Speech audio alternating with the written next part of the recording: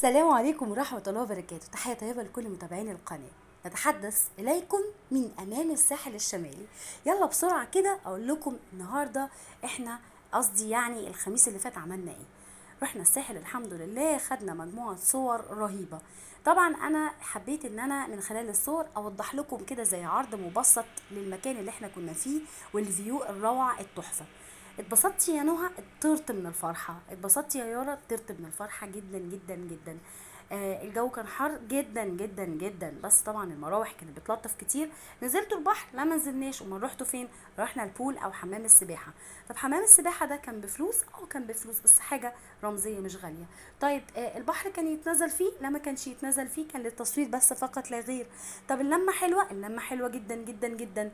والناس اللي مش بتتلم مع اهلها للاسف بتفقد كتير جدا. عايز تخف وتبقى سليم ومية مية، اتجمع مع اهلك وحبايبك وناسك ودنيتك الحلوة. طيب الصور اكتر حاجة ذكرى بتساب في حياة الانسان. طيب هو الصور دي مش مثلا حرام او كده؟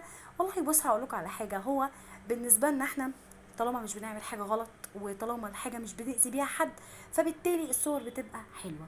طيب في حاجة عايزة اقولها، هو الغروب ده اقوى منظر ممكن تتخيلوه، اقسم بالله ساعة الغروب.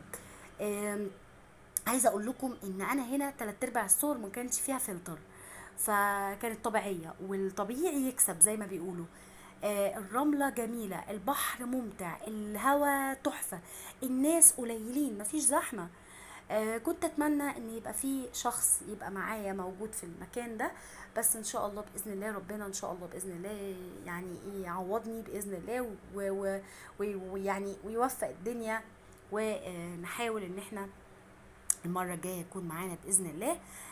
أنا بحب كل أهلي وكل ولاد خالاتي وكل بنات خالاتي وكل خالاتي. ربنا يحفظكم ويحميكم وينصركم يا رب. و...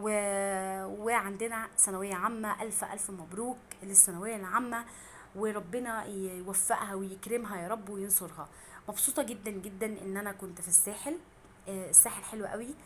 القعدة ما بتحلاش غير بناسها.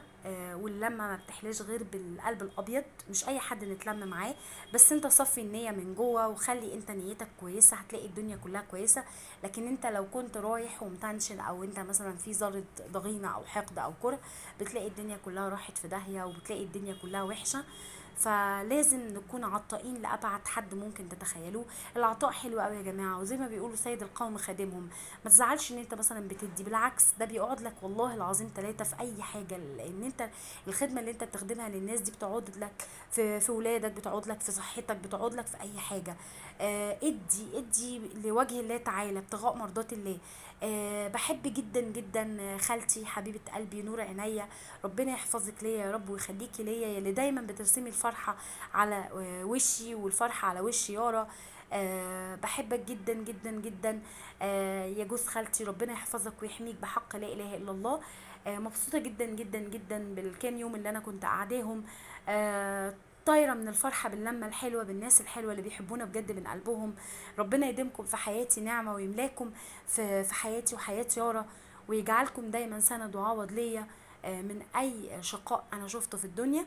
الناس ما تنساش تعمل لنا سبسكرايب وتفعيل زر الجرس عشان يوصلكم كل جديد مني. بحب جدا ان انتوا تشاركوني، وانا عارفه ان الطلبه بتوعي هم اللي هيشوفوا الفيديو. وحشتونا جدا جدا جدا، وحشتوني وحشتوا ميسنوها يا ولاد. ما تنسوش تعلقوا بسبسكرايب وتفعيل زر الجرس عشان يوصلكم كل جديد مني. كان نفسي الناس الحلوه اللي بحبها تكون معايا في المصيف، ان شاء الله باذن الله تتحقق السنه الجايه، واللي ما صيفش يصيف. واشوفكم على خير في فيديو جديد. السلام عليكم ورحمه الله.